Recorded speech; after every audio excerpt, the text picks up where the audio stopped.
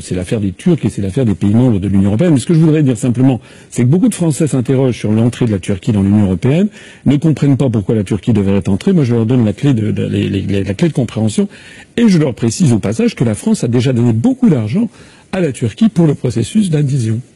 L'Union européenne a aussi donné beaucoup d'argent à la Turquie pour régler, en tout cas temporairement, la question des migrants. Un certain nombre, des millions d'entre eux sont actuellement en Turquie. Oui, mais l'argent, comme vous le savez, l'argent de l'Union européenne, c'est pas l'argent de l'Union européenne, c'est l'argent des pays membres, et notamment des pays contributeurs nets.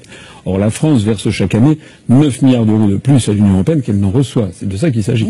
Il faut savoir, par exemple, que les Français ne le savent pas, mais chaque année, on doit donner à peu près 150 millions d'euros à la Turquie pour qu'elle entre dans l'Union européenne sans que personne ne le sache, sauf les spécialistes, bien entendu. Et rappelez-vous au même moment ce qui se passe en Guyane. En Guyane, où il manque 50 millions d'euros par an pour construire des collèges.